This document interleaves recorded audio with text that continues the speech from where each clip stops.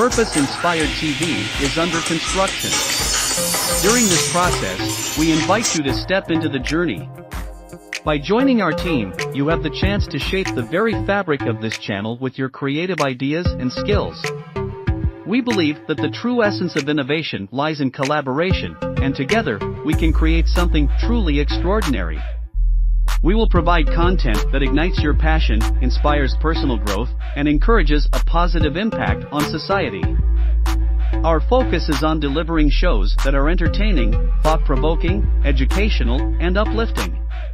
We want to hear your voice, your vision, and your recommendations for individuals you would love to see on our channel. We aim to create a channel that resonates deeply with viewers, challenging them to think bigger, dream bolder, and live a life of purpose. So, join us today, and together, we can make a difference, one viewer, one show, and one purpose at a time.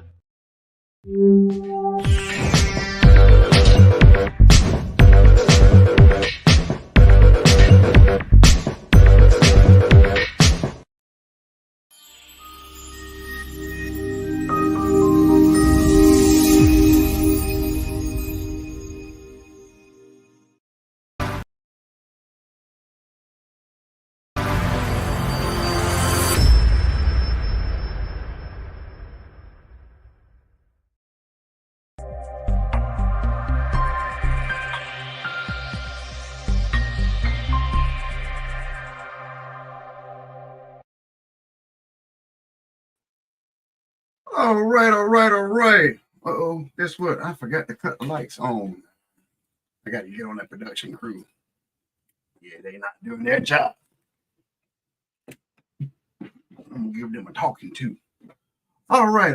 How is everybody doing this evening? Yes, it is. What is this, January, February, March? It is March. It is the beginning of March. We just left out of February, Black History Month. That our country gave us the shortest month to celebrate Black History, but we should celebrate Black History 365. But as we continue on, we have a discussion. We got a special discussion today about Mr. MLK. Let me go back. That's a Dr. Martin Luther King Jr. His father was Martin Luther King Sr., pastor. So a lot of people think that we should only talk about Black history or people of color's history, even the history of Martin Luther King only in February, and he celebrated his birthday one day in January. But no, we feel like this is 365. His life impacted our lives. Still, things that he taught and fought for through his life is still affecting our life. So that we're going to weave through history today.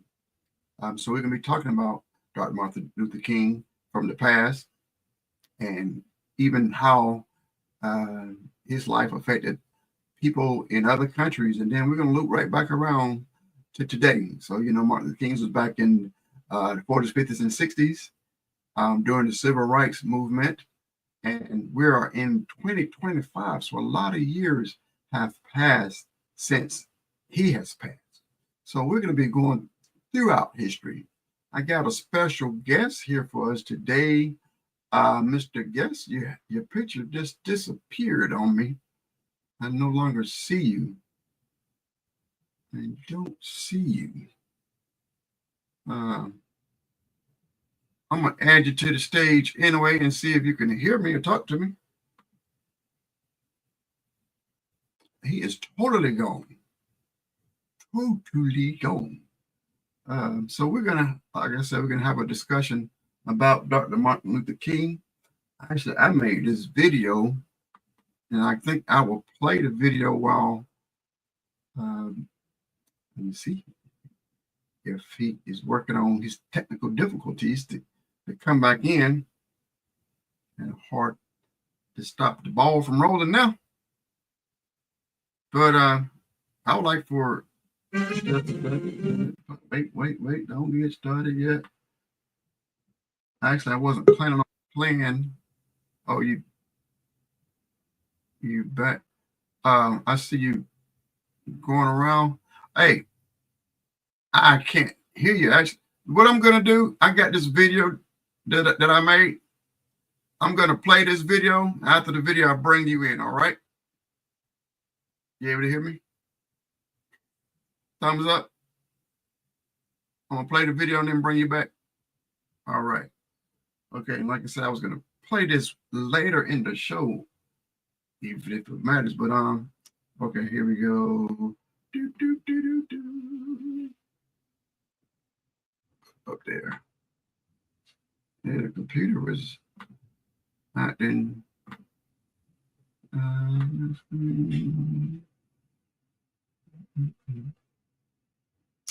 It's still waiting on entire screen.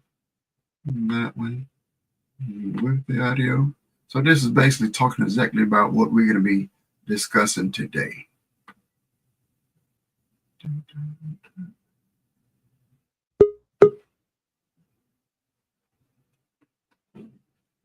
Go ahead and play.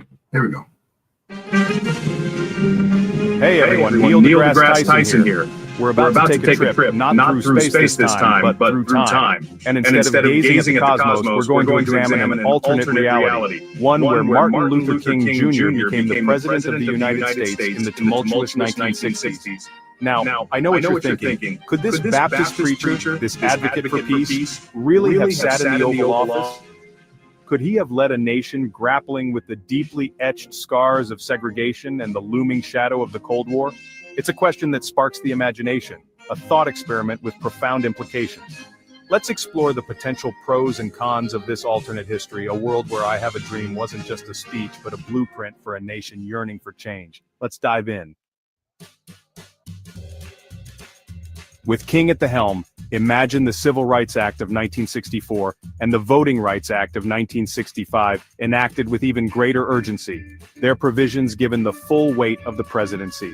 Picture King, the orator, the unifier, using the bully pulpit to call for an end to Jim Crow, not as an outsider looking in, but as the most powerful man in the nation. Think of the impact of his moral authority as he champions legislation tackling housing discrimination, promoting equal employment opportunities, and dismantling the systemic barriers that kept Black Americans in the shackles of segregation. King's presidency could have been a turning point, a swift and decisive strike against the heart of racial injustice. Now let's shift our gaze from the domestic stage to the global arena. Imagine King, a man who preached and practiced nonviolence, leading a nation embroiled in the Cold War. Would he have escalated the arms race, or would he have sought common ground with the Soviet Union, pursuing diplomacy with the same fervor he brought to the fight for equality? King's presidency might have ushered in an era of peaceful resolutions, a time when dialogue and understanding were favored over military might. His voice, a beacon of hope during the civil rights movement, could have resonated on the world stage, urging nations to lay down their arms and embrace a path of peace. A generation growing up with Martin Luther King Jr. not as a martyred hero but as their president. Can you imagine the impact? Think of the young minds inspired by his message of equality, his unwavering belief in the power of love to overcome hate. His presidency could have been a beacon to future leaders, a testament to the idea that true power lies in service, in lifting up the downtrodden, in fighting for the rights of all. King's time in office could have fundamentally reshaped the political landscape, inspiring generations to come. Now let's be real. Even with King as president, the deep wounds of racial injustice wouldn't have magically disappeared. But imagine the impact of his leadership, his ability to speak to both Black and white Americans, to call for unity and understanding.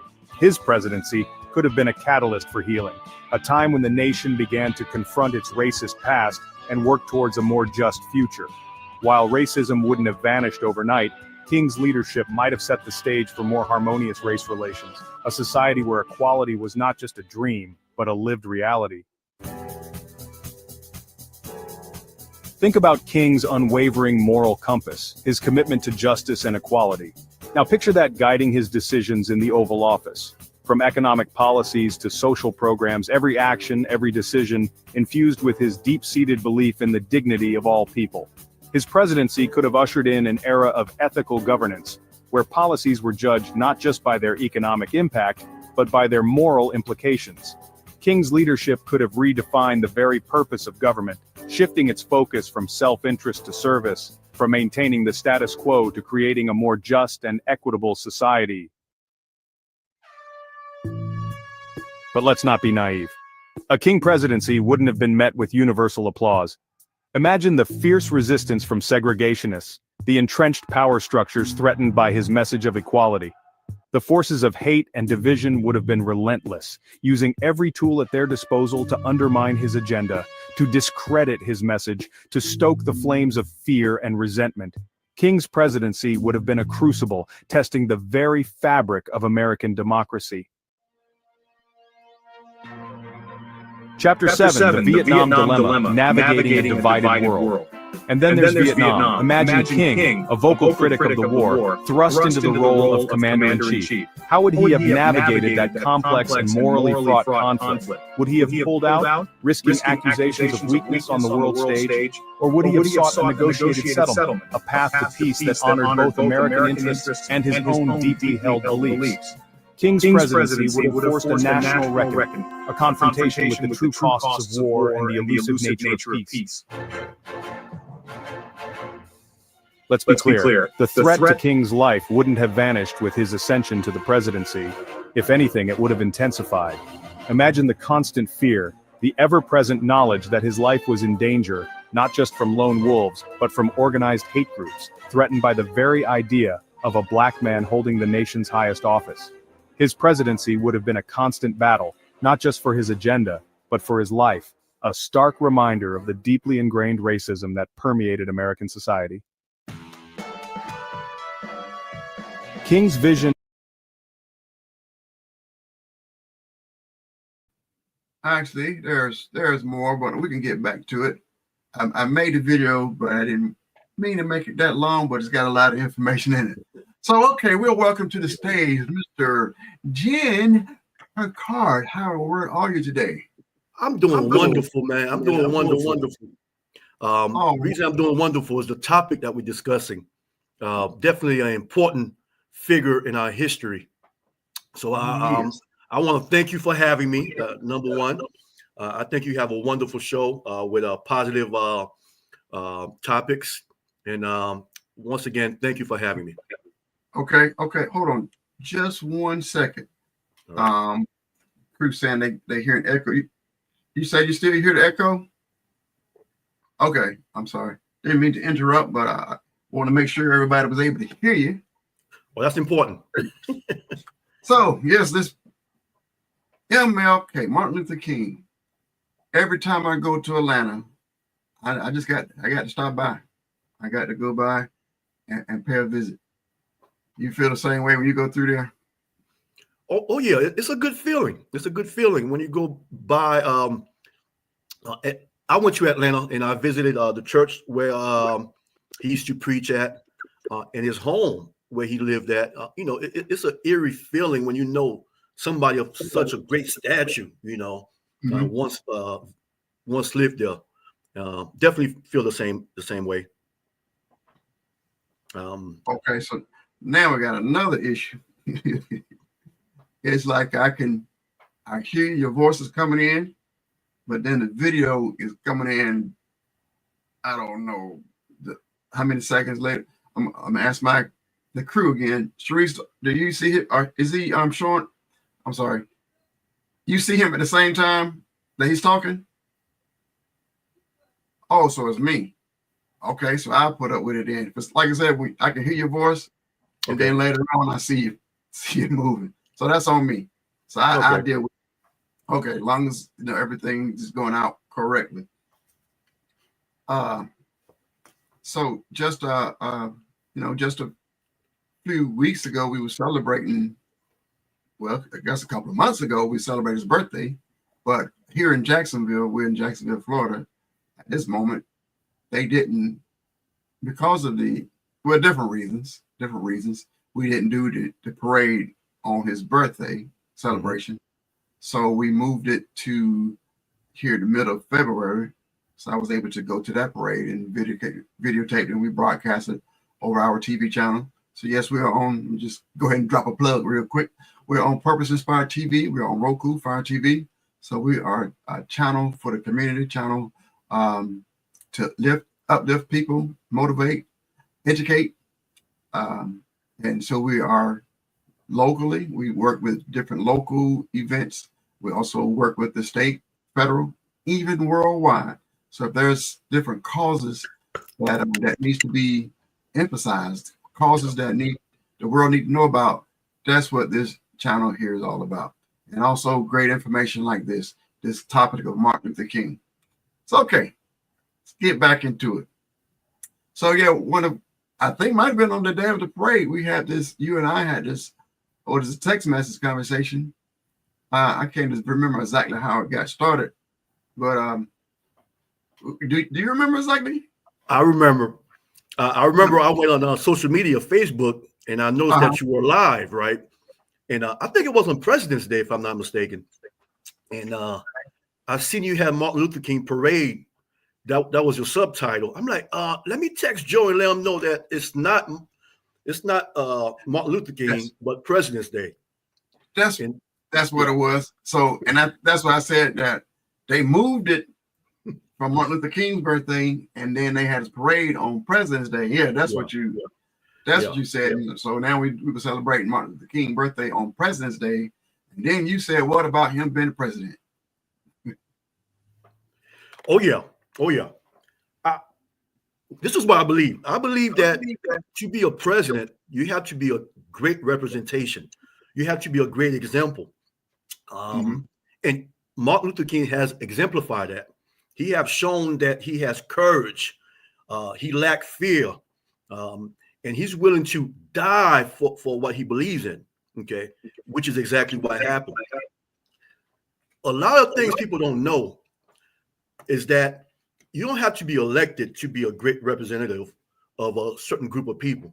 One thing about Martin Luther King, I want to make sure I point that out. Before I go into that, let me highlight, there's been a lot of great women, a lot of great men that have actually fought for the cause of civil rights and have actually, placed their life on the line. Okay, I just want to make sure I highlight that. But Martin Luther King is a great example as a president. Okay, number one, he was a Baptist preacher, so he had the background of the word, and because of the word, I think that's why it gave him the courage to be able to do what he did. Think about it. A man that knows that at any time his life could be taken from him, a man that had a family, wife and kids, but yet he would put his life on the line for a cause for equality. Let me make that straight. For equality.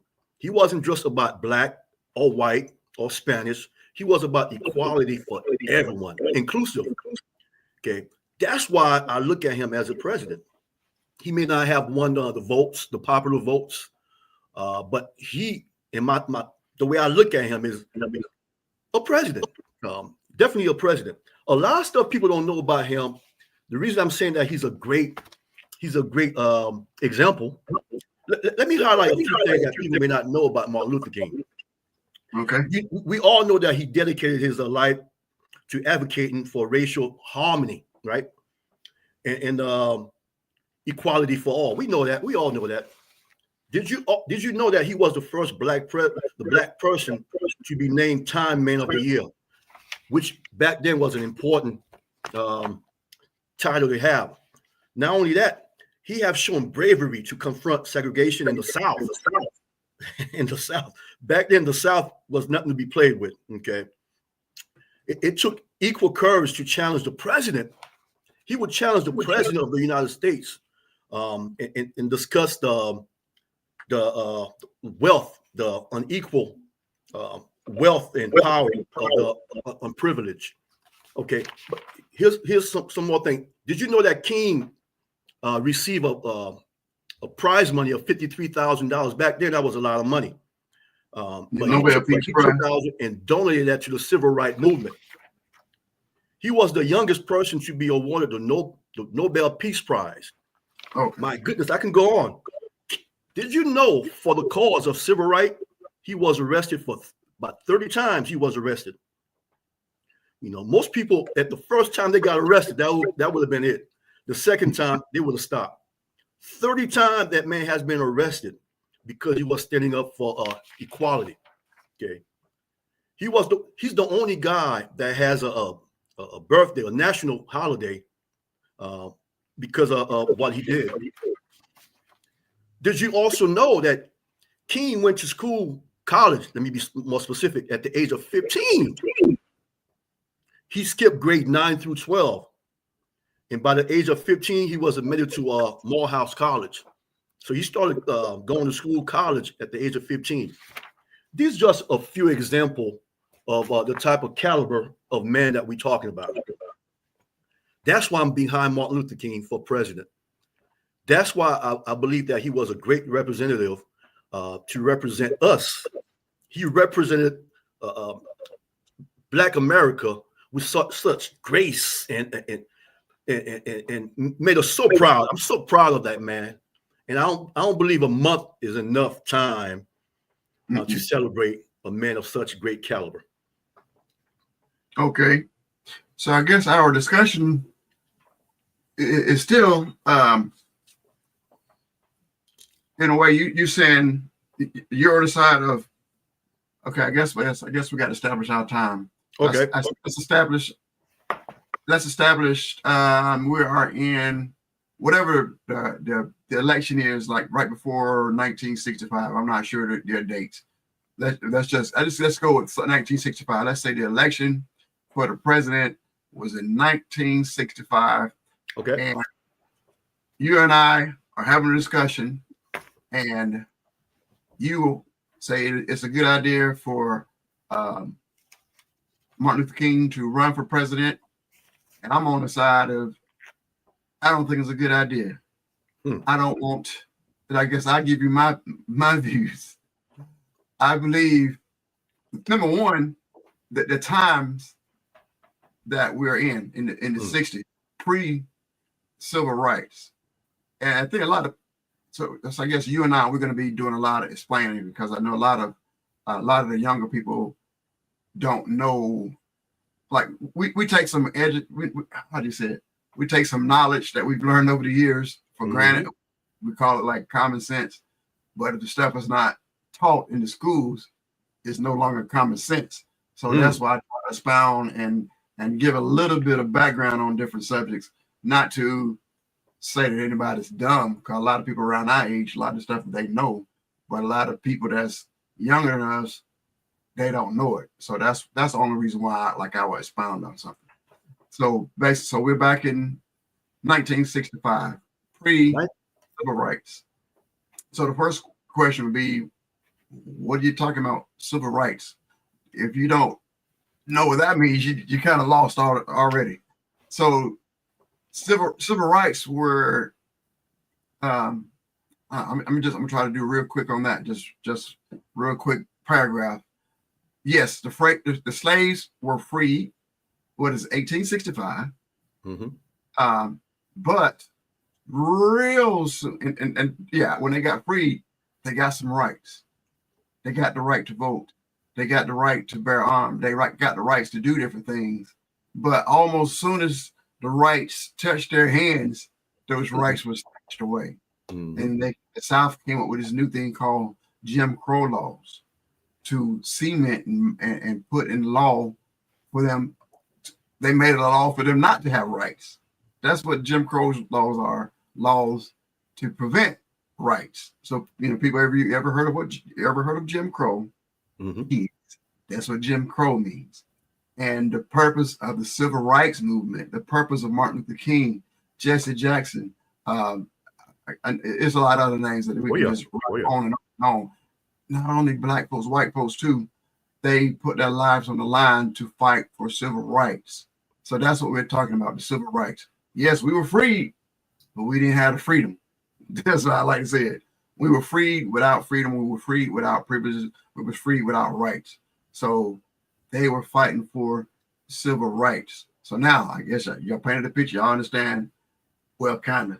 So not only is that, so now because of the Jim Crow laws and all the different things that was going on, and And even my wife, she's studying about the Green Book. The Green Book is a book telling people of color where it was safe to travel to, what towns you can drive through, what towns you can stop and get food, that type of thing. We were not free to travel around our own country. It was dangerous to travel. Sometimes it's a little bit still that way now, but it was dangerous to travel around the country. So we didn't have the rights. So certain parts of the country, your life was put on the line. So that brings me back to Martin Luther King. And like I said, the different things that you said, it was unsafe for him to travel. So as a person opposed to him running for president, my first opposition is his life is already on the line. And how do you say, if they kill them white boys, they most definitely gonna kill him. That's my first my first statement. So how would you help me with that part of I rather try to preserve his life a little bit longer. Unless I'm his advisor. I'm trying to like look, because I know his advisor was telling him like some of these speeches, don't do it. You can't go there and don't do it. And he was still pushing forward. But then I can understand the speeches, but running for president, are you crazy? Don't do it. So what would you say to that person? I wouldn't put it past him. I would not put it past him.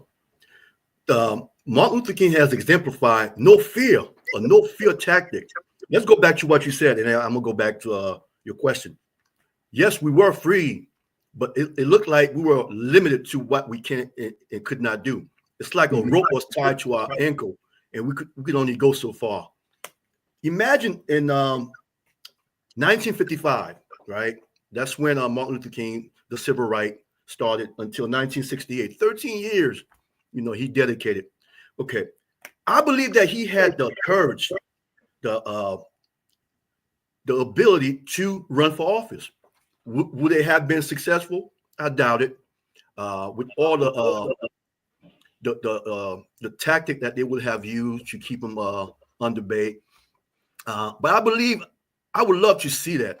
Would he have made it through the process? Especially down south. It would have been so hard for him to actually accomplish that task.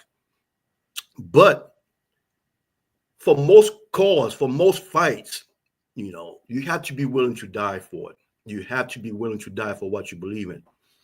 Jesus Christ himself, I'm gonna bring him in. He was willing to die for what he believed in, even though he knew the outcome, even though he already seen what was getting ready to happen. And he actually exemplified a little bit of fear, but he overcame it. Okay. He wanted that cup to be passed away from him.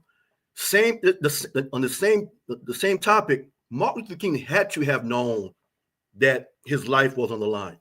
So let's say he was running for office, giving speeches. I wouldn't have wanted him to run for office, tell you the truth. I would love to have a black man as president during that time frame, but it'll be far-fetched. I don't think racist South back then would have allowed it. No. Selfish nature, we want him to be around forever. People that we love and appreciate and look up to, we want them to be around forever. But the cause that he came here for, he accomplished it. Okay, he set his mark and did what he could for the cause, for the fight. I wouldn't have wanted him to actually run for office like a politician would, to go around up north, down south, and actually campaign. That would have been so dangerous for him to do that. But I would love to see that. That would be a great example to our children growing up, to see how a black man can actually run for office. Just like you mentioned, who was the first black guy that ran for office? Jesse Jackson. Oh yeah, Jesse Jackson ran for office. I was proud of him. The fact that we knew that he didn't stand a chance at that time, but the fact that he took that chance and he ran and motivated other children to actually do the same thing, that was motivation enough. So from that perspective, I would have loved to see Martin Luther King win or run. He's a great example. And could he have won? It's a possibility. It's a possibility. But you have to have dreams. You have to have hope in this world. If you don't have that, you can call it quit. So I would have loved to see him run. He knew the outcome of what he was doing. He wasn't afraid. So that would have been a great scene to see him run for office. What you think about that? Okay. Now, if you gave us another date back in 1955. Mm-hmm. So like I said, those years, I would state if in 1955 he decided to run, I think his life would have ended in 1955, and you wouldn't have got those rest of those years. Yeah. Out of them, and we wouldn't have gotten all of this what we learned. But you made a point about being an example for people of color. Not I don't even believe it's just only people of color, but it was a big morale boost. But so now let's go back to during that times that we crazy segregation, the Jim Crow. So, and even well before that, during the slavery, we people of color were removed from history books. You didn't see us in history books. So now I'm going to go black. I'm going to pull the black card on you. Black is everywhere. Black people didn't just start doing stuff. I'm saying I really don't like saying black, but that's what we got here in America. Black people didn't just every once in a while, you got a person here and a person there scattered out through history. That's the only few black people that did things. It was great black people all back through history, not just in the present. Even I just did a show not too long ago showing the royalties about King James and his family. A lot of those people were people of color. I'm talking about the kings and the royalty during they call it the Dark Ages. It was a lot of people of color ruling Europe. Yep. The Bible is majority of people of color. They don't have to be black, not African American. There's some people of color. Most of the Bible was like right there in the desert. Yep. So and so on. We can go through a lot of history where there's people of color that represented or did a lot of great things. But if you want to change the people's mindset, and I think a lot of that, I want to go into go down science with like evolution and different things to promote and teach evolution and try to say people of color are nothing. People of color have done nothing. People of color ain't no good, worthless. And then to see someone like Martin Luther King come on the scene and others, it's like I think it was a shock. And so to ask you to, I'm going really black racist. I'm going to black racist road.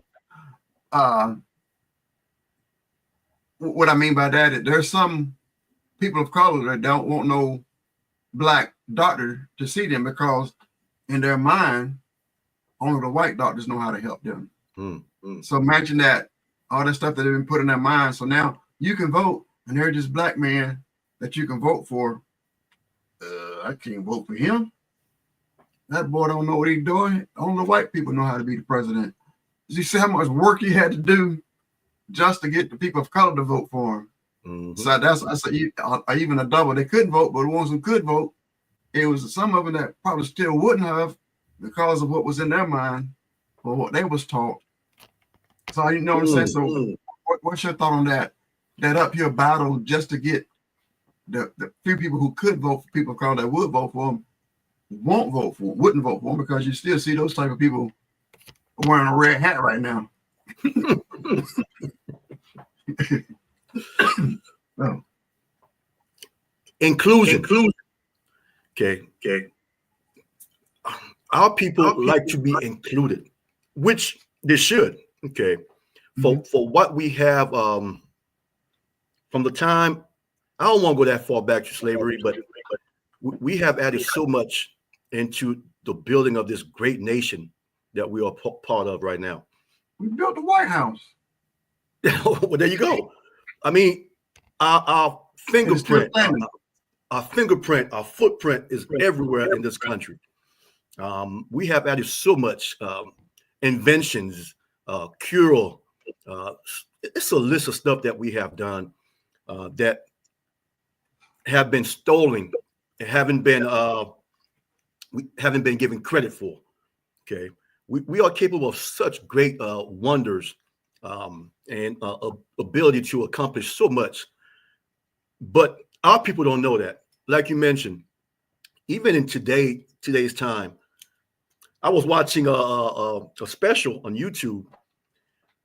The flight took off, no problem. Everything was running smooth. Everything was fine until the pilot came from the cockpit and came in the back to greet the passengers and noticed that it was a black man. You should have seen the reaction of these people's faces when they seen it was a black man flying the plane, as if he don't have the ability, the knowledge to actually fly a plane. Brain surgery. I mean, so much we have accomplished, but you need somebody that's going to point this stuff out. If you stop talking about it, you'll never acknowledge. We'll never be acknowledged.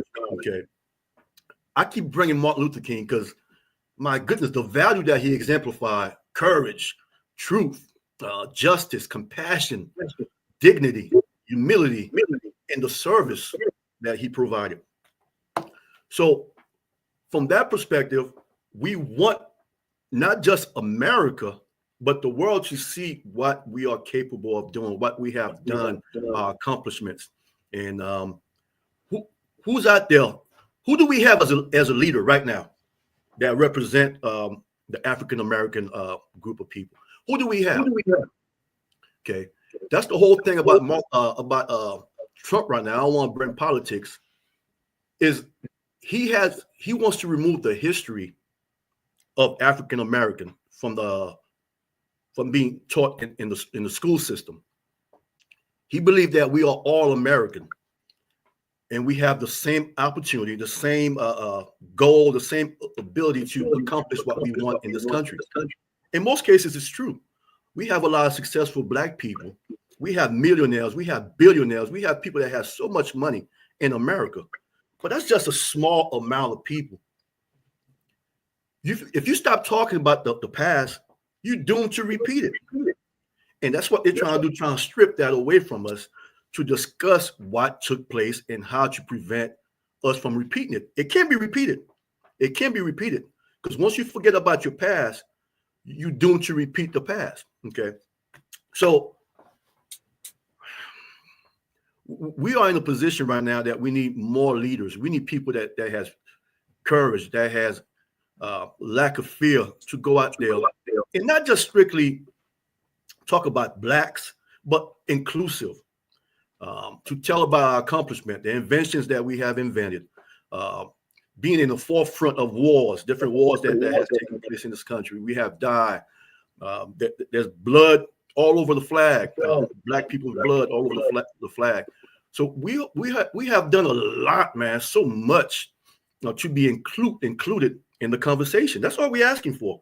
Let us be included in the conversation. Let us have the equal rights and ability to compete.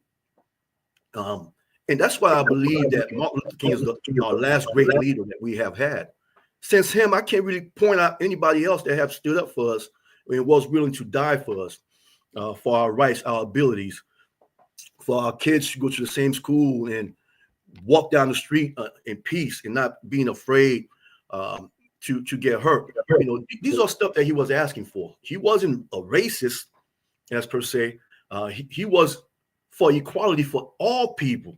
You know, even though that we were the one that was going through a lot of segregation, just brutal treatment, inhumane treatment. You know, he wanted us to be inclusive. He wasn't asking for us to be above, but just be inclusive and give us the God-given rights to be able to live in a country at peace and not being afraid to get hurt and die. So that's where I'm at with that. You know, We haven't had no other great leaders. Don't get me wrong. We have some people that's still fighting for the rights, but in the forefront, we haven't had a leader like Martin Luther King. That's why I value him so much, you know. Now, can we bring up Barack Hussein Obama?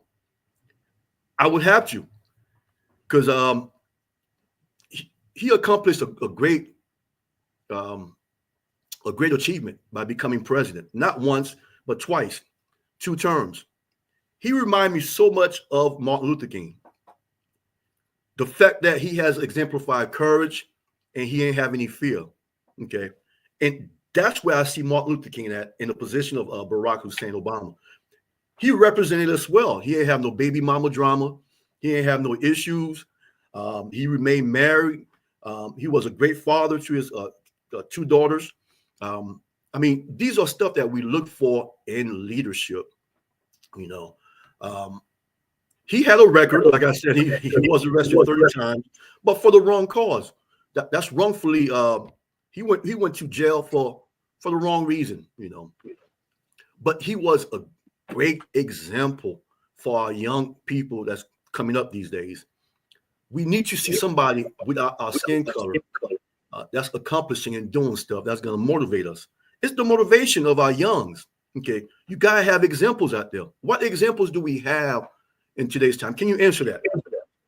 Name one person that you know right now that's representing the African American race of people right now. That's a good example for us. I don't really. I guess every once in a while I see Al Sharpton, but I really don't see any.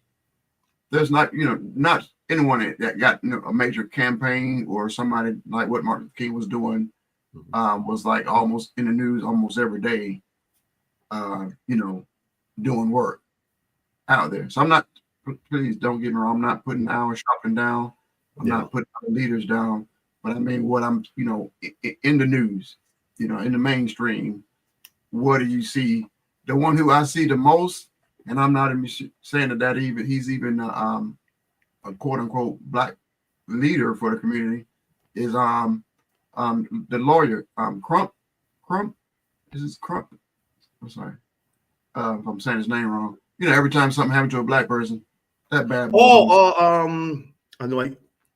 That's Al Sharpton. No, I'm talking about the lawyer. Crump. Oh, I think I know who you're talking about. I can't think of his name. Let me see. Crump. Yeah.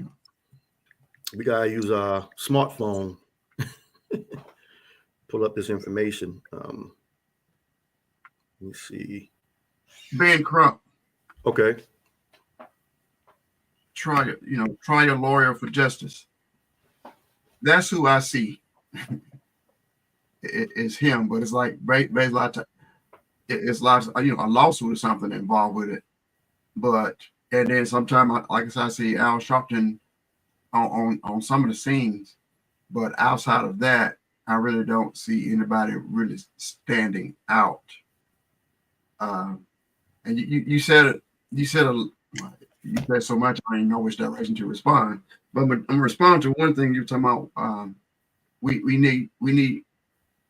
need someone in the room, and I agree with that. I believe that we should have people of color representing us everywhere. So we have 2 major parties here, Democrat, Republican. I support people of color being on both parties. I support people of color. When I say support, I mean I support the idea of people of color being in the Republican Party, being in the rooms, being when they have to close doors. We have some representation. My problem is when they talk, you see we're not on the same page. They have chosen to, a lot of times I feel like, abandon the people of color, or for you to say that everything that happened from the past, or slavery, Jim Crow, all that stuff is gone. No, you don't represent us. And then we're talking about what was Martin Luther King fighting for. So it all sounds, peace, equality, representation, ability to vote. You had to fight for that. When I mean fight for that, you had to twist their arms to allow people to vote. Had to twist their arms to allow women to vote, for them to get jobs. So that's where the word affirmative action came from. That with Martin Luther King. What just happened recently? They got rid of affirmative action. And we got the big fight right now, ED&I. I said it right. Equality, diversity, inclusive. Yeah. EDI. Yeah. That's right off a branch from affirmative action. And it's evil words. So basically, if Martin Luther King was here today, he seems like he would be the most hated person by the Republican Party, because everything that he was for is what they're destroying. It's like, so it's crazy. It sounds peaceful. It sounds harmonious. It sounds good. But when the rubber hits the road, this is what we need to happen. Oh no, we don't want that. Yeah, it's so many different directions I go down, but how much time? I won't. Everyone in the room. Let's talk about his life. We're still talking about his life.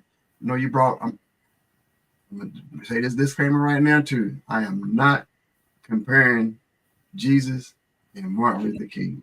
I'm most definitely no. I'm not. It's the Son of God, and there's a man that fought for rights just here in America, with people, well, really around the world. But my point is, my comparison is, the Son of God died and shed blood. That's what helped spread it throughout the world, throughout history. And my comparison is with Martin Luther King. Martin Luther King could have ran for office, sat in the White House, did a couple of things, and could have faded away in history. But because he shed his blood, not wanting to, but he shed his blood, that means that went around the world. It changed the world, and it changed history by him shedding his blood. So now, this to the present, there's certain people like, what if somebody, let's say a bad person, blood being shed. So this evil would be spread throughout the history. So it's the same. It's kind of like the same effect. Like if good people are taken out too early, that goodness goes. If bad people are taken out too early, a lot of times that bad spread and motivates evil people. So that's why it's like certain people like, no, don't bring no harm to them.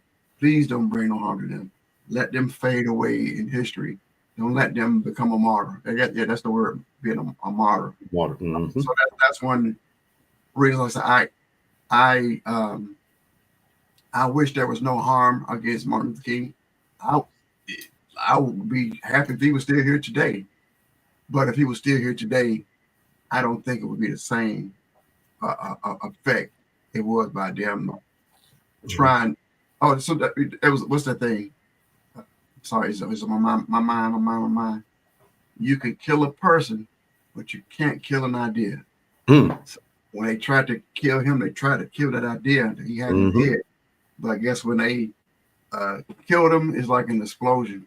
That idea was magnified. It's still going through history now. Yeah. Can I add something? Yeah, that's what. Yeah, go ahead. What's really important is this. I'm going to bring it up now. Black Wall Street. Reason I'm bringing that up is that a lot of this generation don't really understand what people back then went through. in the 1955 or before that, or a little bit after that. The treatment that Black people receive, having to go in the back doors, drinking out of different water fountains, not being able to go in a restaurant and just sitting down among other people that was there. It's so much maltreatment. It's just amazing how much, I shouldn't say suffering, because a lot of people did suffer, but a lot of stuff that Black people went through that today's generation would never understand. They can't understand what Martin Luther King stood for. They can't really grasp that concept, because in today's time, even though we still have a lot of work to do, it's not as bad as it used to be in comparison. We still have a lot of work to do, especially now that they're trying to get rid of our history. We have a lot to do, but we can't focus strictly about Blacks. That I believe that was the great strength, the great wisdom of Martin Luther King. He didn't strictly talk about Black people, okay, especially in the platform that he had. It was all about inclusion. Include us in what's going on and give us the rights to be Americans, okay? He wasn't about Black power. He wasn't about BET, Black Entertainment Television. These are stuff that we need to remind us of our accomplishment, our abilities. Martin Luther King stood for equality for everybody, inclusion for everybody, peace. That's why he's regarded as a great man for humanity, okay? And just so happened that he was an African American. Great example that Asian person can look up to Martin Luther King. You could be from the Middle East. You can look at his life and be motivated by his life. You could be Caucasian. You could be any race and admire his ability. That I believe that for a man to have that much quality, that much ability, had to have been driven by God. Okay, just like Moses. I believe Martin Luther King, was on assignment. That was his assignment. His assignment was to come and fight for our rights and give us equality. That was his assignment, and he fulfilled his assignment to the T. That's why I believe I'm gonna go there. I'm gonna compare Martin Luther King to Moses. Moses went and freed his people, right? He was the example for his people. He put his life on the line. These are all leaders that have placed their life on the line for what they believe in. Moses was a great man. He wasn't the castle as per se. He had great opportunity.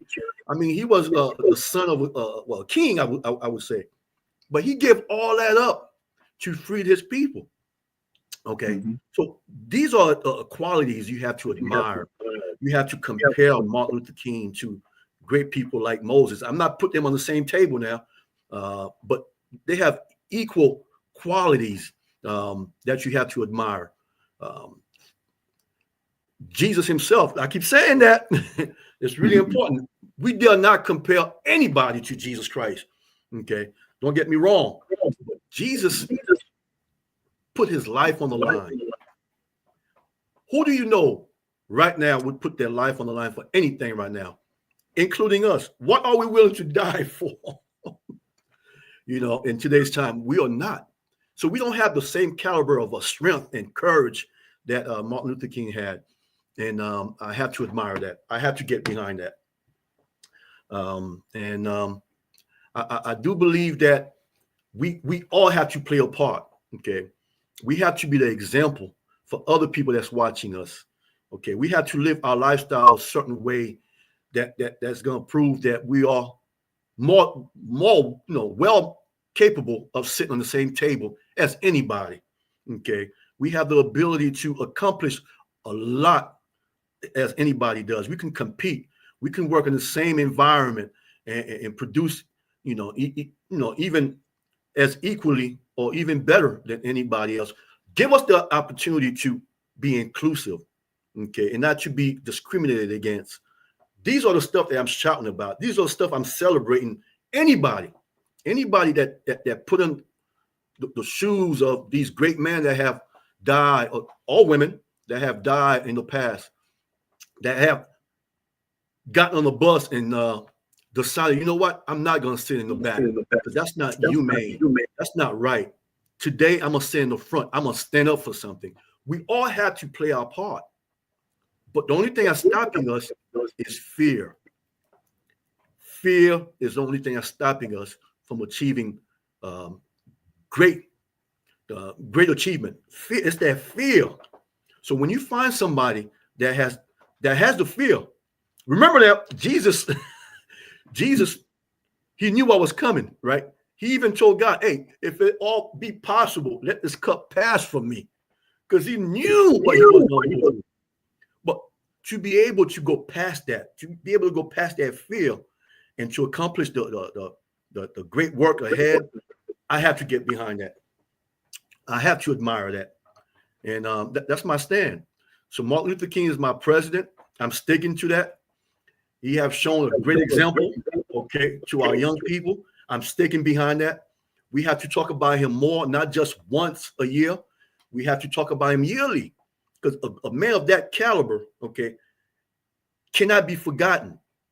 Cannot be forgotten. And if we allow them to remove our history, guess what's next? They open up the file of Martin Luther King and trying to raise his past, the stuff that he did. They're trying to find any negative aspect of him, anything that he did to diminish his statue. They're trying to break him down where they can remove him, okay, from having a holiday. For some people, that really irritates them. At my job, people take the day off because it's Martin Luther King. It's a day off, but they don't celebrate him. They don't look at the history, his accomplishment. They don't even regard him, most people, not everybody, as an important figure in history, in the history of America. They just take the day off, but they don't know anything about. A lot of us people, our people, don't even know about Martin Luther King. Okay, we don't really know about him, his accomplishment, what he has done, and his great feats. You know, how he sat down with presidents and great leaders and discussed our needs, our abilities, our shortcoming. You know, so much that he has accomplished that we need to celebrate him all year long. What you think about that? We do, but we got to take a quick break. Okay. We're going to keep this conversation going on. We'll be right back. You're watching The Mind of LaJoe. Purpose-Inspired TV is under construction. During this process, we invite you to step into the journey. By joining our team, you have the chance to shape the very fabric of this channel with your creative ideas and skills. We believe that the true essence of innovation lies in collaboration, and together, we can create something truly extraordinary. We will provide content that ignites your passion, inspires personal growth, and encourages a positive impact on society. Our focus is on delivering shows that are entertaining, thought-provoking, educational, and uplifting. We want to hear your voice, your vision, and your recommendations for individuals you would love to see on our channel. We aim to create a channel that resonates deeply with viewers, challenging them to think bigger, dream bolder, and live a life of purpose. So, join us today, and together, we can make a difference, one viewer, one show, and one purpose at a time.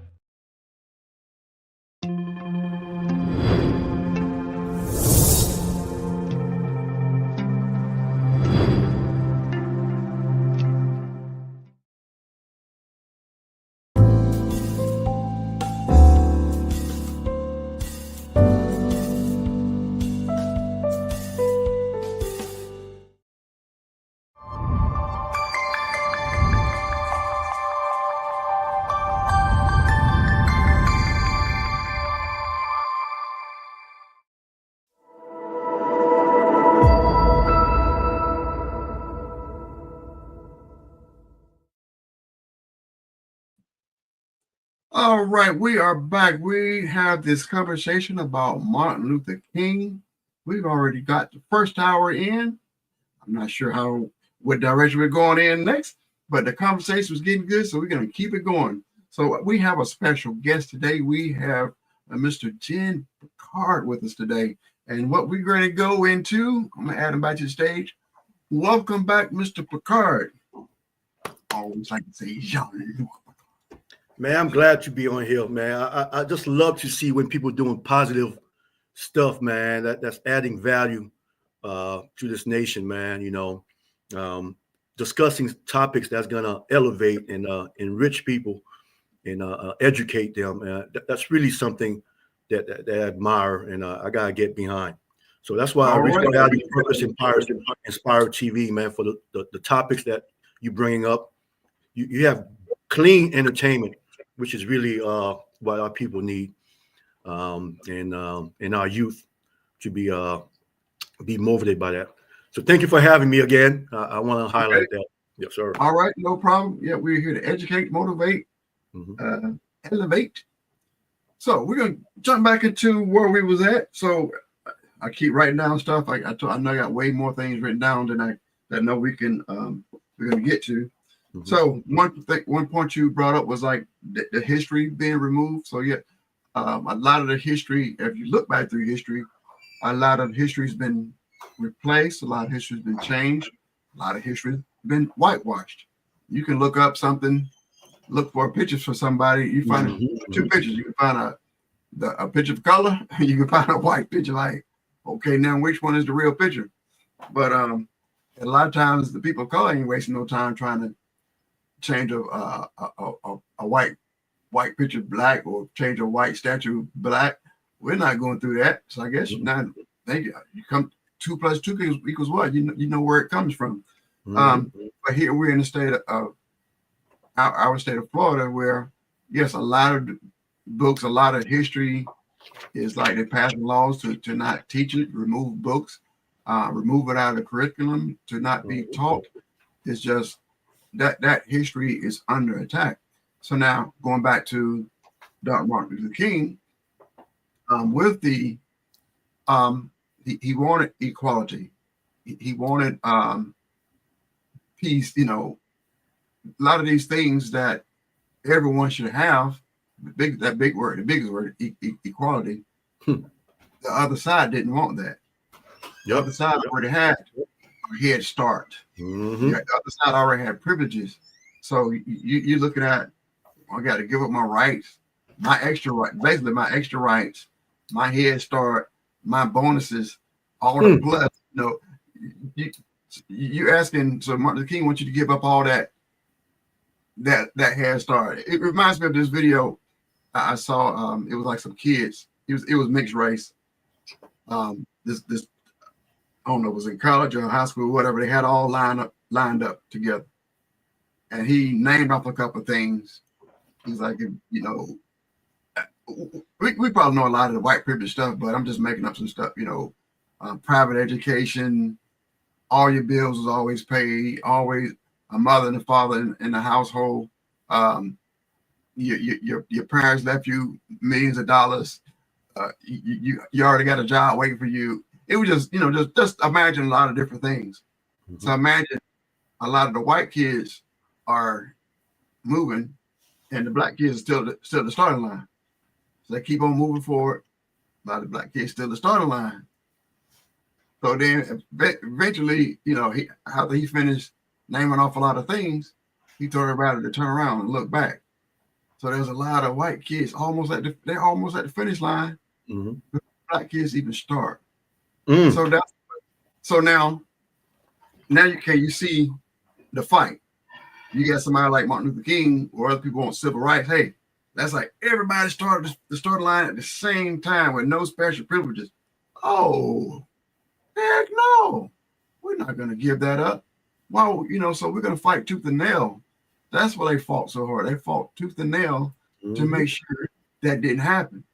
But finally, the government eventually came along and said, okay, we'll give you a few rights. We'll make a few changes.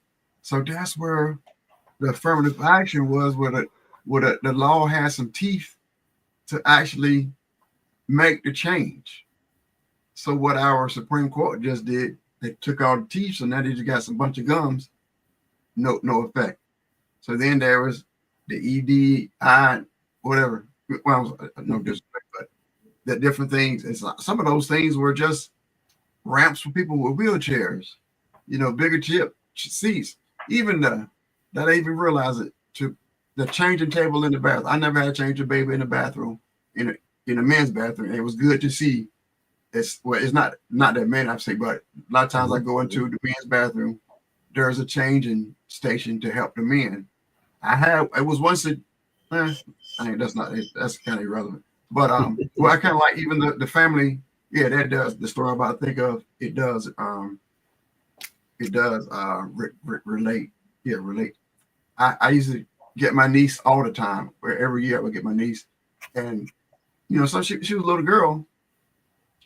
I used to tell everybody, if you can't pee on your own, you can't go with me.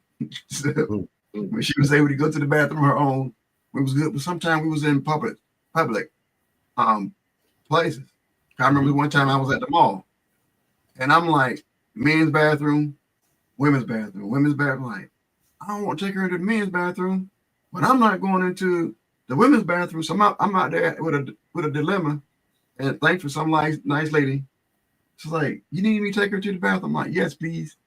So she took her to the bathroom, and I stood at the door, and she brought her right back on out. But so one of those things, a family bathroom. What's so hard? Now, I'm not talking about having men going into women's bathroom and women going to the men's. I'm just talking about a family bathroom.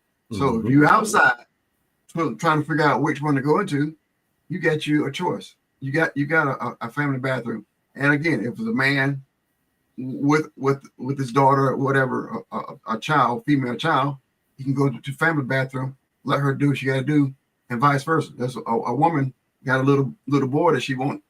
I see a lot of times they take the boy on in the women's bathroom. I don't know. That might be kind of different, but I prefer take them on to the the family bathroom. Anyway, I didn't mean to go all the way down that rabbit hole. But the point is, Martin Luther King established a lot of these things, and it came from the affirmative action. That's what's been attacked.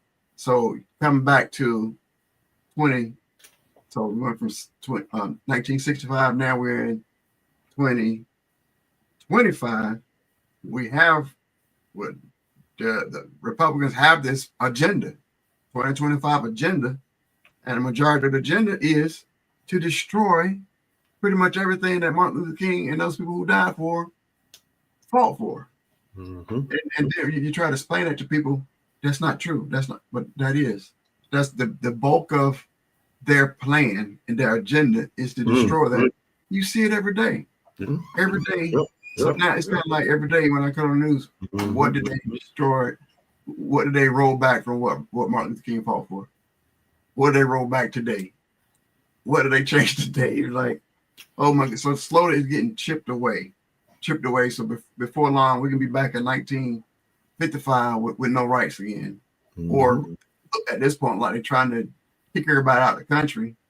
But anyway, that's how I see it. Like when they established the affirmative action, they established these things you had to, because the people, they fought tooth and nail. They don't want. I think a lot of people like, yeah, today everybody's equal. Like, no. A lot of that mentality is, I want my head start again. I want my extra privileges again. I want the bonuses that my kid could get. I want my child to go to a job. All they got to do is look at his skin color. You hired. And if somebody else comes, because your skin color, I'm not even going to let you apply. They keep talking about some off your marriage. We're walking around with this. We're walking around. This is what people see first. They don't want you to get to your marriage. Look at the people who are getting fired. Is this? They're not proving that they did anything wrong, anything at all wrong, but just because it's we gave you had extra help, so we got to get rid of you. That's it. There's no other reason. But when we had to, what they always say, we got to work 10 times harder to get into positions. Yep. But now, just because your skin color, you losing your job. You just getting flat out fired for no other reason other than your color. So now it looks like we're reverting back to pre-1965. So I guess my question, so I know you said earlier, where's the leaders? So if we don't have the leaders, where are the parents teaching and creating leaders? So like I said, they said they took prayer out of school, but they didn't tell the parents. Y'all didn't have to stop praying for them, but they, was at home. So they could have still brought prayer in their heart. So I say the same thing about Black history or American history. The stuff that's being taken away from them in school, you can still teach it to them at home. So why are we kicking and screaming because you're not teaching at school, but you can teach it at home? So they not taking that away. So basically, I guess my question now, or I don't even know if that's a question. Where do we go from here? How do we get new leaders? And I think it starts at home. So where do we start? Mm-hmm. Yeah, I do agree with you. Education began at the house first. You don't just let your kids go to school and expect the teachers to teach them everything. It starts at home. That's where you learn. That's where you learn by example. Okay, that's where you're gonna learn how to have the right mentality to face the world. You mentioned something about a race, right? That we just really started running the race. Unless we are Usain Bolt, it's hard for us to catch up. Okay, it's gonna be hard for us to catch up unless we keep in the same path. We have leaders like yourself, myself, that's going to let the younger generation know what we're capable of doing and to stay focused. We have a lot of catching up to do.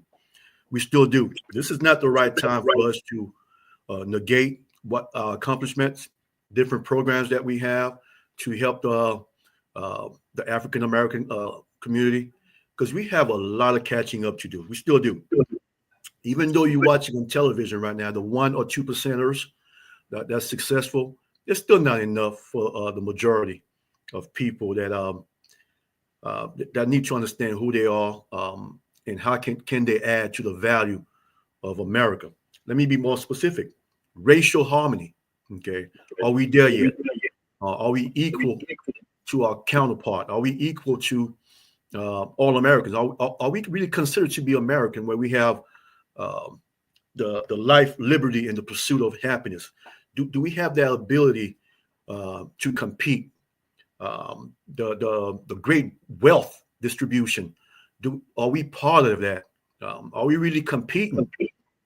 These are questions we need to ask to know where we are at, where we stand at. Okay. We are being judged by the color of our skin, like you mentioned, not by the content of our character, not by our education, not by our achievement, and we are just being judged strictly by the color of our skin. That should not be part of the American culture. Are we there yet? How long is it going to take before we get to an equal playing field? These are questions we need to be asking. Constantly, we need to remind our people that we have a lot growing up to do. We have a lot of history that we need to learn about. We need to understand what we are capable of doing. And like you said, it starts at home. The school system, as we know now, is not going to be teaching that. It's going to be teaching American history, and it's not going to include slavery. It's not going to include the civil rights movement. It's not going to include any mistreatment that African American experience, all the name calling, the mistreatment, not being on the same playing field. Why do people want to go? Why do African Americans want to go to the same school as white people? Why? It's their education. They feel like they will have a better opportunity if they have a different level of education. Why would you not allow a person that has the ability, that has the GPA, that has the ability to compete to go to the same school. Why not? Why not? Why would you not allow somebody to have the same job with you if you guys can compete? Why not allow, we are American. If we are American, we should be allowed to compete. And we are not there yet. Are we going to ever get there? You have to have hope. You have to get behind progress. Eventually, it's going to make, it's going to help us. Eventually, people is going to acknowledge our abilities. In New York, okay, not only is your skin a problem, but in New York, you have doctors that has dreads. The reason I'm bringing that up is that a lot of time we even discriminate against our own people. Okay, but in New York, it's more accepted. Your race is more accepted. They look at your ability, what you're capable of doing, and that's how they judge you. They don't judge you by the way you look. They don't judge you by the way they see you. They judge you by your accomplishments. They judge you by your character, how you act around people, the stuff that comes out your mouth, how you address people. These are statues, these are levels that we need to judge people by, not the color of their skin, but how do they act around other people? How do they see life? How are they helping humanity? These are stuff that we need to measure people's abilities, not the color of their skin. We are not there yet. We are not there yet. But like you said, Joe, I believe what you said makes sense. If we're not going to get this education, we can't look for other people to come in and educate our youth. Okay, yeah. We have to be the one to educate them. We have to be the one that go back and show them Black people's accomplishments, so that way they can have the motivation to be able to accomplish and do the same thing. Our mistake is allowing other people to educate our family, even our friends. Some of our friends, family members, they don't have that ability to understand. They're watching social media and they have completely forgotten the fight that we are still in, the race that we're still in. So we need to keep reminding them of where we are, where we need to be at, and how we need to present ourselves in this society, because it's a fight in battles. And if we don't get involved and not look for other leaders to come in, we have to be the one that's going to lead the next generation and take on the position of Martin Luther King. We have to be the representation of Martin Luther King on this earth right now, since he's no longer there with us. We have to be the one that's going to give great speeches, that's going to motivate and help people to move forward and compete. We have to be the one that's going to motivate the next generation and let them know the work that's ahead of us. We have to be the one, and I do agree with you. And it all begins from your home, the education that you get at home, and that's what's going to help us today to move forward and compete. And that's where I'm at with that. We have a lot of catching up to do, Joe. We have so much we have to do right now. We have to create jobs for the youth that's coming up. We have to be the one that's going to establish businesses, that's going to educate on creating jobs for our community. We have to be the one. We can't look for the government to help. We can't look for other people, other nationalities to come in. We have to be the one to step in and set the example for everybody else, and be the Martin Luther King in your household. Be the Martin Luther King in your community. Be the Martin Luther King in your school. Be the Martin Luther King at your job. So that way they'll respect us more, and we could accomplish a whole lot more than what we're doing right now. We are not there yet, Joe. We are not there yet. Yeah, we are not. But I know you mentioned something about, like you said, about why did we want to go to their schools? Because of the education. Here's a video I just made not too long ago about the unintended consequences of desegregation. It's a real quick video. Hold on just a second, and here we go. Desegregation, an undeniable victory for civil rights. But at what cost? Let's explore the unintended consequences. Desegregation reshaped America, but it also brought challenges. Let's dive into the unintended consequences that impacted Black communities. First, the economic decline of Black businesses. Segregation fostered thriving Black business districts, but integration opened doors to white-owned stores. Many Black businesses lost customers and shut down. Next, the loss of Black educators and administrators. White school districts often refused to hire Black teachers and principals. Instead of integrating staff, they closed Black schools or replaced Black educators with white ones. Community displacement also reared its head. Urban renewal and school integration projects often tore apart Black neighborhoods. Highways and modernization efforts displaced entire communities. Psychologically and socially, Black students faced enormous challenges. Entering white schools meant hostility and isolation, leaving many children who endure abuse in the name of progress. We also saw the erosion of cultural institutions. Black schools, churches, and social organizations lost their influence as people sought opportunities elsewhere, weakening community bonds. White flight and redlining further complicated matters. As Black families moved into white neighborhoods, white residents fled the suburbs, leading to urban economic decline. Banks and real estate agencies also engaged in redlining, restricting Black homeownership and wealth accumulation. Finally, policing and criminalization intensified. Access to integrated spaces led to more aggressive policing of Black communities, feeding into the school-to-prison pipeline. Desegregation was essential, but understanding its hidden costs helps us appreciate the full picture of progress. Thanks for watching. Let's keep learning and growing together. From the mind of Lil Joe, like, share, follow. All right, so that was my take on the unintended stuff that happened from the desegregation. So that was a fight. There was multiple years of fighting for desegregation, but what was the outcome? And it was a lot of those things, like you mentioned earlier. Well, I don't know if that was part of it, but Black Wall Street. When I say Black Wall Street, a lot of people they spent money in their community, and the money stayed in their community.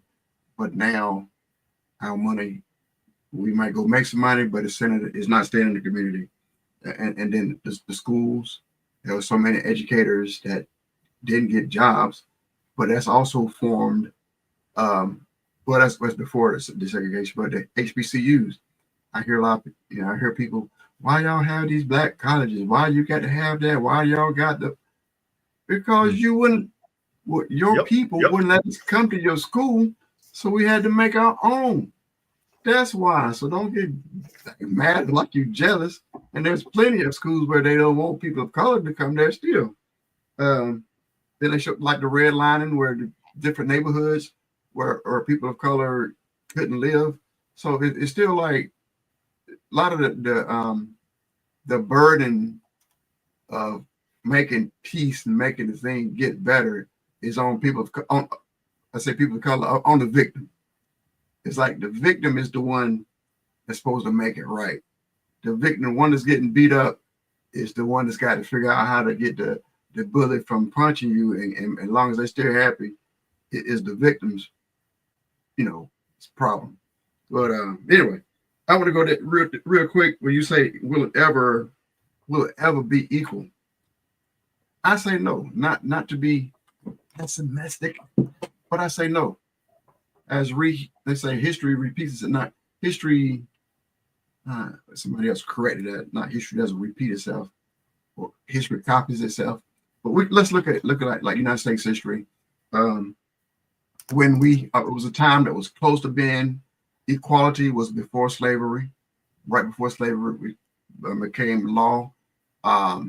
It was people of color, white people. Actually, that's when the race Black people and white people was invented back then in the 1600s. And so where's the line? It was a line between the rich people and the poor people. So everybody was united in the poor people. So they had to come up with a white race to bring separation. So they put the blacks over here, the natives over here, and the poor whites over here. So to get them in a line with the white people. So that's how they got control over it and the power. Then it happened again, industrial revolution.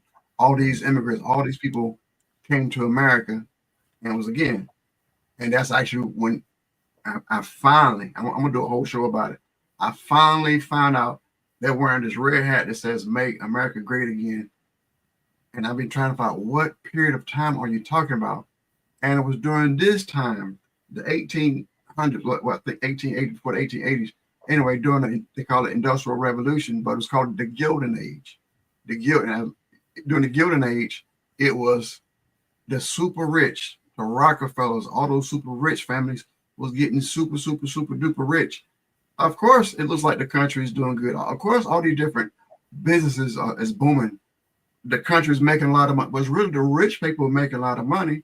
But if you look at the workers, black folks and white folks, they was like living in scums and in trash, but they kept them fighting against each other instead of fighting them.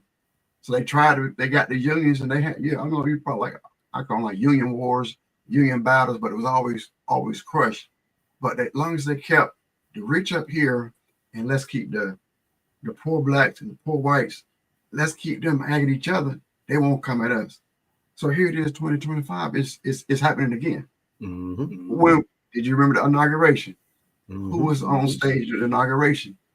All the ultra super rich people were on that stage. So it's like that's where our government now is focused on them. Let's continue to make them richer. They just passed a bill to cut welfare services, cut the Medicaid, Medicare, food stamps, just cut all these Social Security. The only way to keep on feeding the rich, you got to come to the poor, the working people, and take from them to be able to feed the rich. So that's what they're doing again. So now what do they do in the news? Instead of letting the average white people, average black guy come together and unify, no, let's draw a line in the sand, let them fight each other while we continue to take all their money and go off into the sunset. So it's repeating again. So my goal is to keep putting this information out, and hopefully people on both sides can see that it's all a setup. It's repeating itself. They got super duper rich several times, and they're doing it again, and it is at the cost of the average Joe and the average Jen. Yeah. The slogan to make America great again. Okay.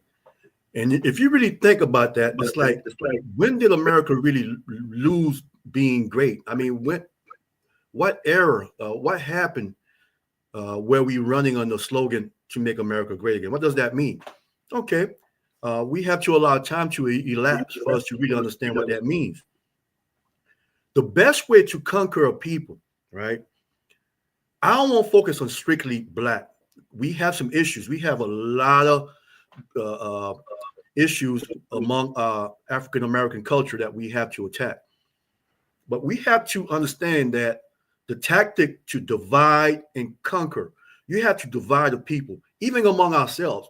We have to have division for either the government or for a certain group to take over a nation. Divide them, and that's how you're going to conquer them.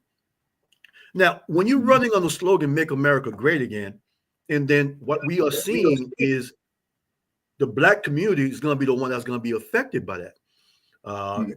You have what's called, let me read, I'm not going to take long in reading that.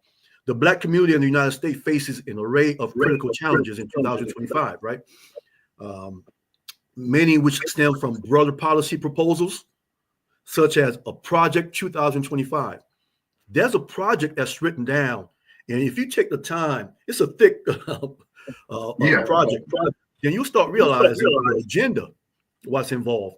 And for our people to just sit there and not really investigate and really know what's getting ready to happen during this new administration, we're going to find ourselves in a position where we try and play catch up again. When we start hearing stuff like this, like educational inequality, The Project 2025, the aim is to dismantle the Department of Education, right? It's going to be able to leave practices unchecked, discrimination unchecked, gutting the student loan forgiveness program, making a higher education hard for people that don't have the funds, the ability to pay for these education. Voting rights is under attack. Housing instability, healthcare and reproductive rights. They're attacking every aspect of our lives. Like you mentioned, I'm not supporting too much welfare and food stamp. If we really look at the history of food stamp, you know, it's not just mainly African American that's on welfare and food stamp. Okay, by cutting the program, what do you want people that's playing catch up? How do you expect them to feed their family? How do you expect them to provide a place to live? All that stuff is affecting people. And what is going to be the outcome? Okay, to make I understand America needs some cuts in certain areas of politics, but when you start cutting stuff that affects people's livelihood, you know, that becomes a problem. There are steps involved in changing something. Okay, a change doesn't happen immediately. That's the worst thing to do. When you come in and you make change and not have a group of people to discuss it, people like-minded, people that's going to highlight the positive, the negative, and how it's going to affect the society. Don't just come and just change things and not sit down and discuss it. Discuss the problem, the issues that we're having. How can we make it better? Don't cut the program out. What are these people going to do now? That can't afford to feed their family. They're going to become a burden to the American culture. They're going to have to provide. Crime is going to rise up. So guess what? There's going to be a lot of people arrested. It's so much involved in that we need to be sitting down and discussing what Project 2025 is. How do we get involved? What do we do? What petition do we have to try to negate what Project 25 stands for? We have to educate ourselves. We have to get involved, because whatever's going on right now is going to affect you, your family, and how do you go back and change something like that? It might be 8 years we're going to be under that Project 2025. So there's a lot of work we have to do as individuals. We have a whole lot of work we got to do. Now, you mentioned Black Wall Street. Mm-hmm. We have to be able to provide for ourselves. But history has proven that when we get together, when we establish a certain culture, when we try to provide for ourselves and have the money recirculate within the Black American community, that becomes a problem. Is how do we win? How do we win? What can we do to be allowed? If you don't want inclusion, at least allow us to establish our own community, establish our own wealth ability. Let us create our own school, our own banks, our own hospitals, and live among ourselves. That's not my mentality. I don't want exclusion. I want inclusion. How do we get there? How do we get to inclusion and being included in the conversation? How do we get there? We're not asking for much. We're not asking for reparation. Okay, which a lot of African American are due. A lot of other nation has received it. You know, we are asking for inclusion. Allow us to compete without being discriminated against. Compete without being given the opportunity to show our wealth, to show our abilities, to show our education, to show our our capability of accomplishing great task. That's what the culture is now understanding. We're not asking for you guys, for us to be above. We're not asking for anything but to be included That's in the great wealth of America. That's my point. To ask for anything is going against Make America Great Again. That's the point. Yeah. Make America Great Again gives you nothing. It does not give you any kind of equal rights. It does not give you any opportunities. Make America Great is not talking about you or average people. Most of the people, all the people of color that's wearing that hat is most definitely not talking about them. They do not want. Let's go back to that race again. If we are always winning, we have an if somebody is always held back, and I'm gonna win. If you're always winning, why would you even consider giving up the opportunity to win all the time? Just give her, what's the reason other than a revolution that person had people fight for it? But outside of that, if I'm winning all the time, why would I want anybody else to win and cause me to work harder to win? What reason? Like if you are, I'm trying to give another example. I see a comment over there. I'm gonna get to it. If you are, let's just say people say some teams cheat. Let's say a particular. What's your favorite sport? I like football. All right, I'm not gonna say nobody's name. A particular football team that they have the advantage. They have the best coaches. They got the best locker rooms. They got the best stadium. They even got the referees on their side. Everything is in their favor, and so they win the championship every year. They make millions upon millions of dollars every year. So tell me, what reason would they have to stop winning a championship every single year, other than the other teams protest and make a change to force them to change? So with that hat, that Make America Great Again hat is saying, we want our championship. We want everything the way it used to be, where we was winning all the time without y'all butting in, getting in the way. I got to give some of y'all some jobs. I got to give some of y'all some benefits. We got to do some stuff for y'all. That's cutting into our championship. No, we don't. They don't want to do nothing. They don't want to give up nothing. So that's what we don't. A lot of people don't understand. Nothing is wanted to be given in. Equality. We don't want they don't want equality. They want nobody else to have any benefits. They don't want any kind of hand up, help out, and none of that. We were great by being in the lead and telling y'all, throwing y'all a bone, throwing y'all what was it? We ate hop on the hog. Y'all ate the leftovers. That was great. When we did whatever we wanted to do, that's great.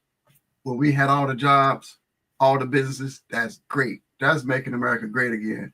By other people coming in talking about some equality and civil rights and all this. No, that is not making America great again from their point of view. So I don't see, until I'm gonna let you respond to that. Okay, we got there's an explosion coming. It's building up.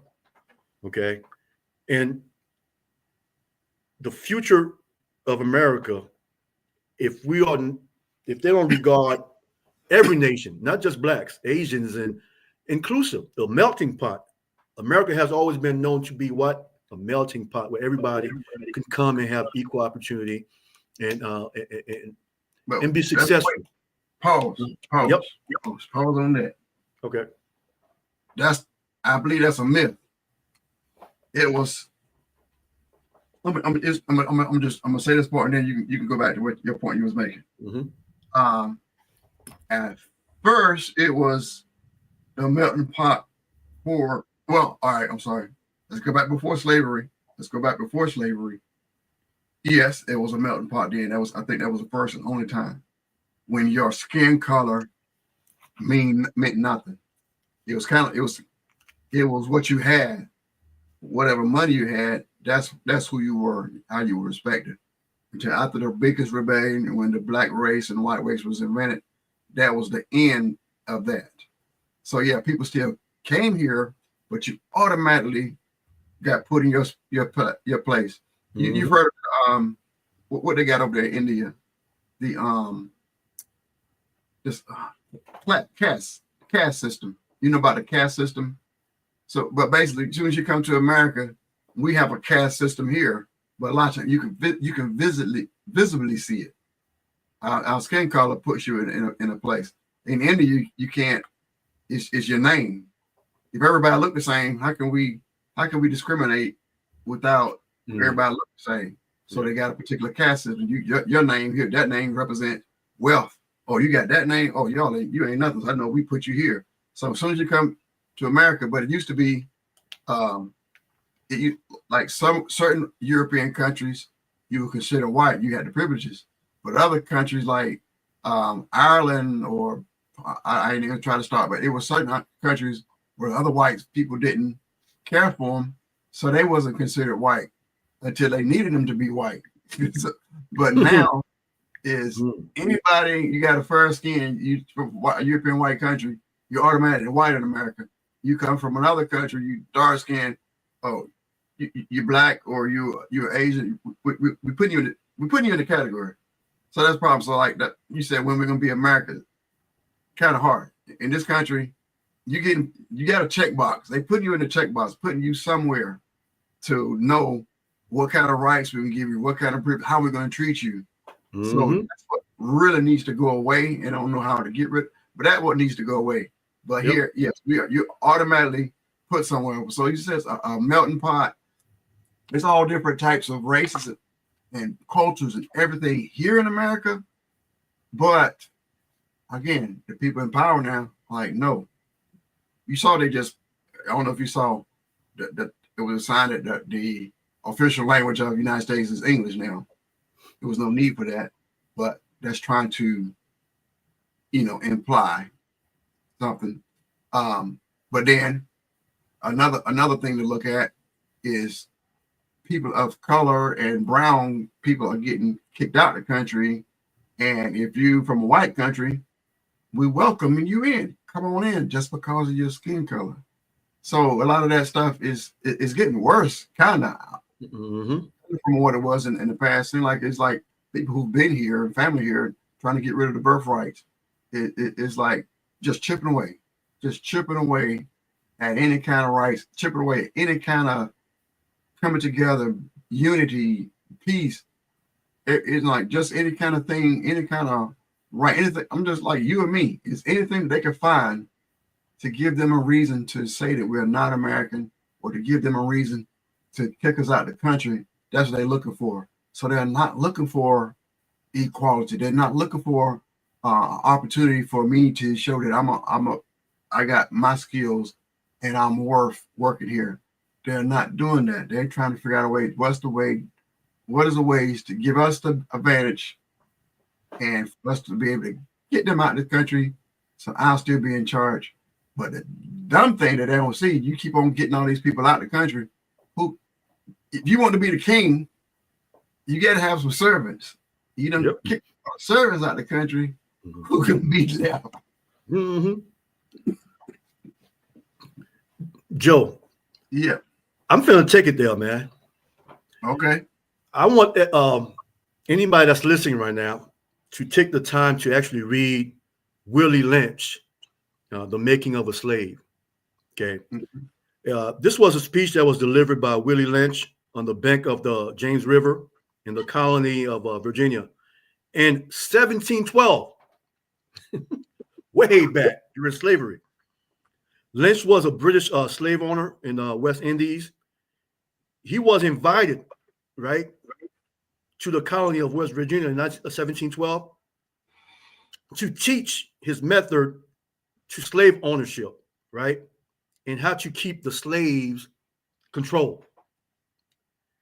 He attacked He established how to create a good slave that's not going to revolt and wake up at night and kill the master. Cardinal principle for making a Negro. Okay, the breaking process of the American woman, the Negro marriage unit. They'll attack every aspect of the Negro or the slave mentally to divide and conquer you. Like you mentioned, you can have the same people in a country, right? Same nationality, same color, same everything, but they can find differences to divide themselves.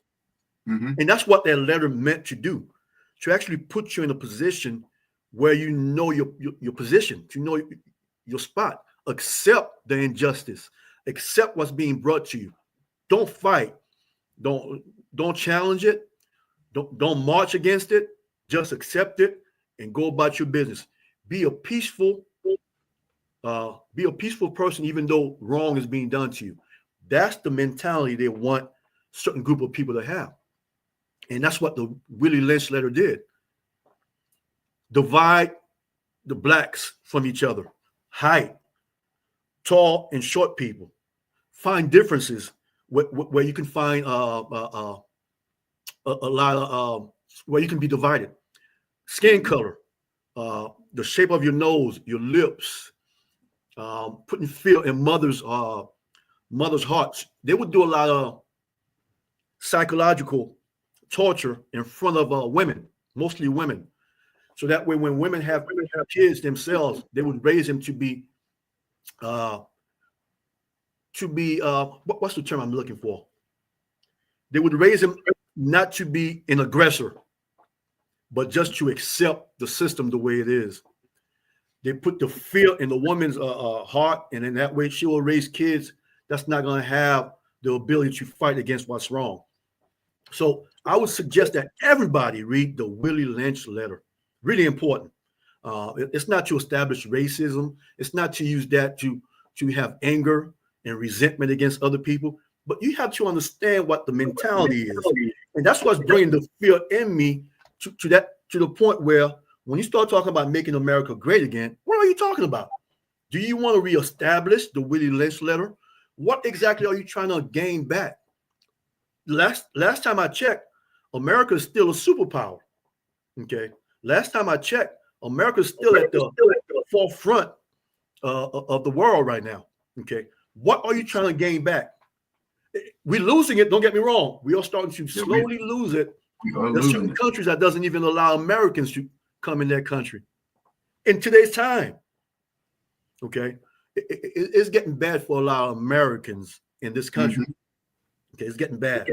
American, I mean by all nationalities.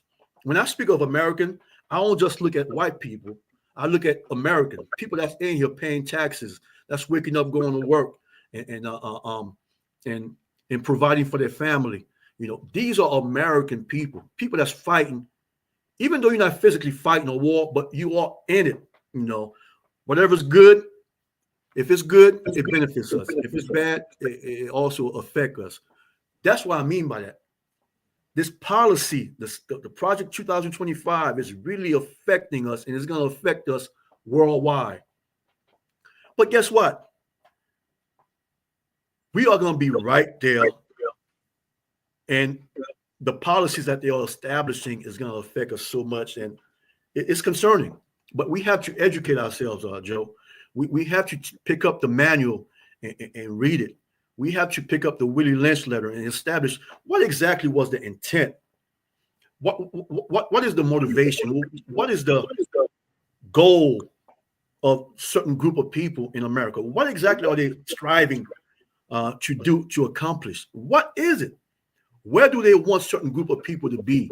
What level? What exactly do you want? Do you want to go back to, like you said, 1800s or 1700s? Is that even possible? Knowing our education we have right now, our level of understanding, how can you revert policies that's gonna bring us back to where we were at?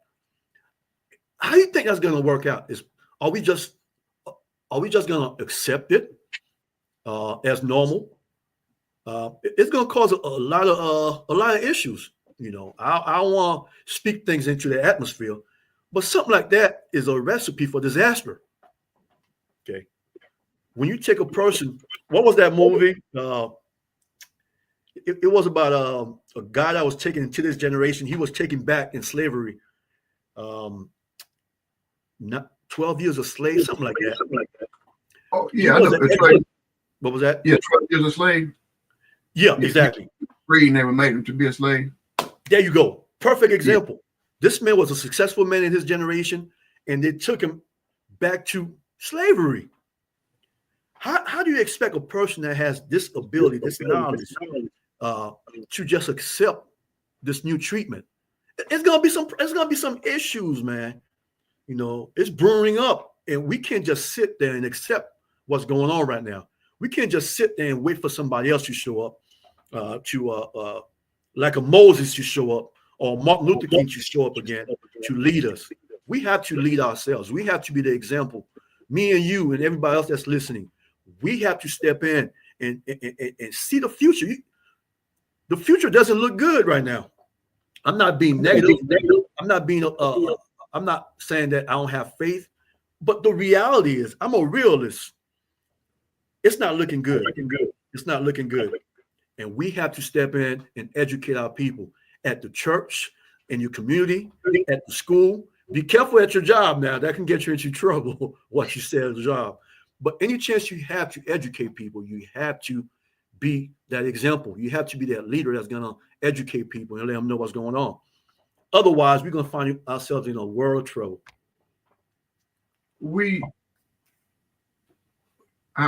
People fought and died for the right to vote. So we're looping back around. We're gonna end it in a few minutes. And then you're talking about the civil rights.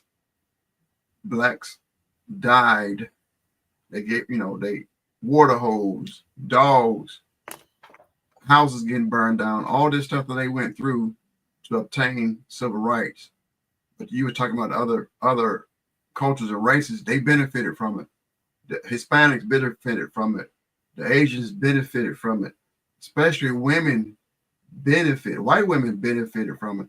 So all that, what the black race people went through, these other people benefited from it with the affirmative action, with the other programs by forcing. You got to hire more than just your buddy, the white guys. But let's go back to making a change or doing something. I keep hearing, like, on the one side, the Republican side, yeah, Americans wanted Trump. That's why he was voted in. All this stuff from Project 25 is what people wanted because they voted him in. Well, if you really look at it, it was 70-something thousand voted for him. 70-something thousand voted against him. It was just a little bit more that voted for him. But it was 90,000 who did not vote at all. So it's more than both sides. I mean, more than one of each side didn't vote for him. So there's 90,000 who didn't vote for you. There's 70-something thousand that didn't vote for you. That's a lot who did not vote for you. So when they talking about we voted for Project 25, we voted for these different things. No, what is that? That's more than 150,000 people who did not want it. That's way more than the people who did want it. So those 90,000 who didn't vote, I know they already got plans to make sure that they don't have the ability to vote the next go around. The other 70-something thousand that went against him, they're making sure that they have disability, disabled their way to vote, different voting laws, because nobody's there to stop it anymore. A lot of the voting laws they put in place to make sure that people had the ability to vote, that was reverted.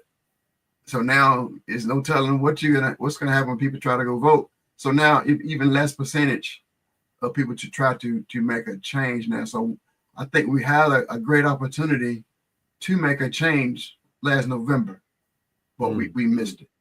So I still, our trust is still in God.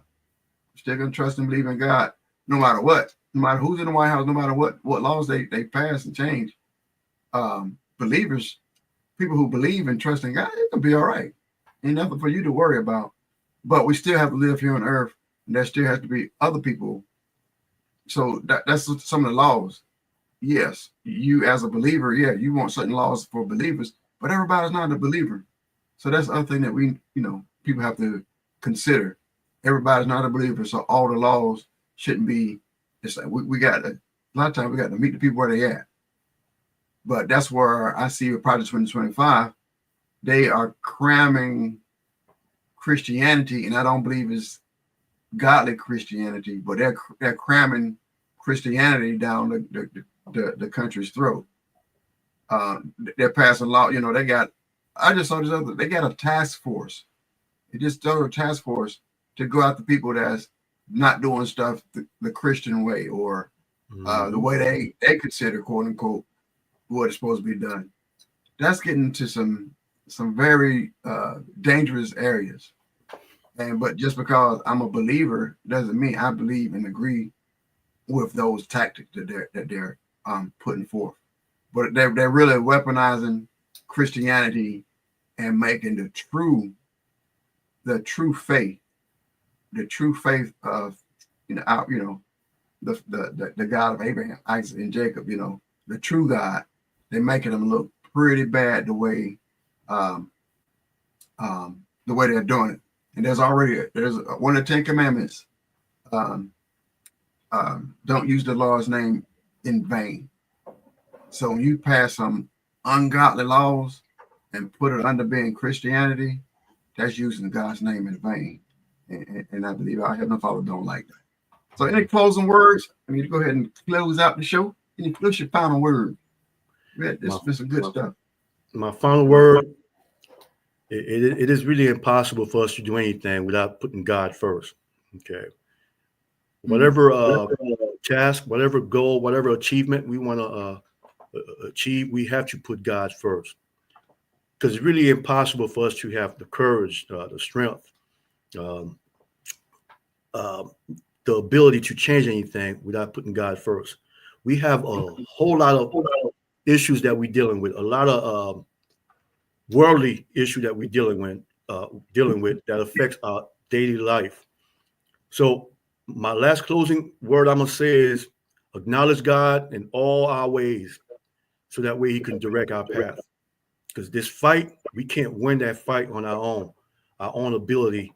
We're gonna need God to step in and help us out, to give us the wisdom, the knowledge on how to proceed forward. Let us be the example that we're looking for. Let us be the one that's gonna share the information with our youth that's growing up. Petition, get involved. Let's get involved. Let's not just sit there and want other people to step in and make these changes. Let us be the change that we're looking for. And that's the only way we're gonna be successful, by putting God first and being involved and engaged. And let's start making some changes. And let's start teaching our kids from the household. Don't allow the system or the school system to teach them. Let's teach them ourselves. And that's the final word I have for everybody. All right. I appreciate your time. I'm sorry. Until next time, I appreciate you, Mr. Jim, Mr. Picard. Be blessed. All right, everybody. I hope you enjoyed this long, deep conversation about Martin Luther King and a lot of things that's going on around the civil rights and what's going on today. All right, tune in next time. We were watching From the Mind of Lil Joe. We're on Purpose Inspired TV. So you can go to Roku or go to Fire TV and tune in to Purpose Inspired TV. Download our app. All right, everybody, be blessed.